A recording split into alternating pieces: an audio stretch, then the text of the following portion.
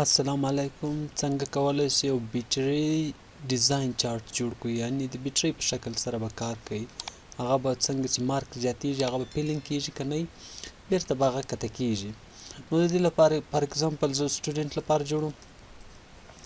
دلته اس نیم او دلته محمد او دا هم سکور دی.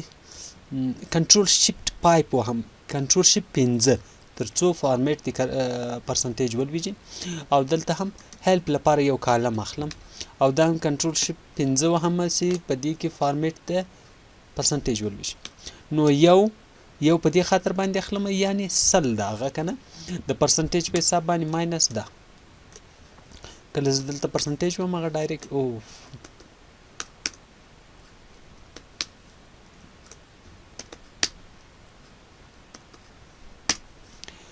دا هیلپ کالم یې واخیسته او دا دواړه سلیکټوم. دا سیریز محمد نوم ورته ورکوه خو اسان خبر ده. د سلیکټوم او دلته داسې ورته ډیزاین کله په دې کلیک وکړو ډیزاین راته کریټ شو که نه یو زیرو ده. کله چې دې کې تغیرات راولم بل اټومیټیک چینج کېږي.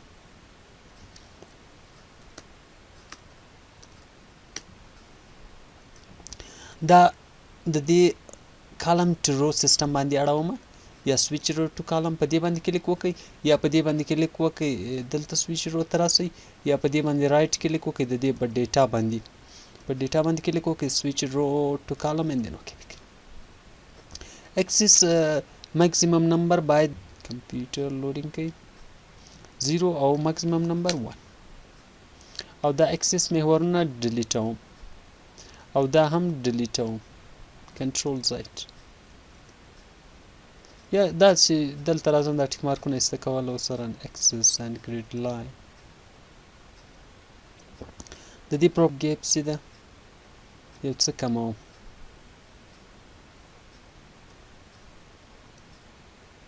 او د دې سایز لوړوم. د دې لپاره یو شیپ اخلم له شیپ نه یې پیل کوم نو په دې باندې کلیک کوم او داسې کلیک کوم او دا داسې ډیزاین او دې ته د دې فارمیټ یا پیل ته لاین ته راځم او د دې لاین 1 کلر نخلم او هغه هم وایټ کسي ما سر لاین یا اوټ لاین موجود ده خو پیل نه ده پکت سایسو یې به موجود پکت کې را سره ترانسپیرنسي به 100 کم او سایز به هم 3 کم او د دې فیل به سره کوم ډیزاین کو اخلم هم دې ډیزاین دا به کنټرول سی کاپی واخلم د دې به چې واخلم فایل کې کاپی او په دې فارمیټ په دې ډبل کلیک کوم دا سیریز سلیکټ کوم رائټ کلیک د دې فارمیټ ته راځم او د دې فیل اپشن ته راځم او دلته بیا بارډر نه بلکې پیل ته راځم او په دې کلیک کوم او کلیپ بورډ نه پستم. د دې پیل سره دا څو ده یو شیپس د سلب صده یونیټ لپاره یو دانه ټاکل شوی د ډیفالت زور ته مغس باید نه کنه بلکې د 0.1 لپاره یعنی 10% لپاره باید سوی د 10 لپاره 0.1 او دا بالکل نو فیل کوم په دې کلیک کوم او د دې فیل نو کوم. اوس په دې باندې یو شیپس رسموم راځم ریکټینګل اخلم هم دې ډیزاین دا یو ځلې 100% کوم د دې کمپلیټ سایز ماته معلوم سي دلته کلیک کوم اوس دې ځای نه ریکټینګل اخلم تر دې ځای پورې او د دې لاین څور کوم نو کوم او د دې فیل څخه د ګریډینټ اخلم او ګریډینټ څو درجه 0 درجه ته وړم یا یو سلاتي یا 0 فرق نه کوي صحیح باید هاريزونټل نه باید ورټیکل ډیزاین کی او په دې وایټ کلر په دې کلیک کوم دته یو داس کلر اخلم تقریبا یو سلور ته ورته کلر او په دې هم کلیک کوم سلور ته ورته کلر اخلم او په دې باندې کلیک کوم وایټ کلر د دې ترانسپیرنسي ور ختموم او د دې ترانسپیرنسي هم ورته ختموم صحیح سو او دین کنټرول ډي یو بل شی پخلم یا دې سر کنټرول نه سمن سي د کنټرول نه سین سي کنټرول زایټ کنټرول ډي صحیح سو او دا کنټرول ډي سم کو او بیا راځم دا داسې ریسایز کوم او دلته داسې منظم شته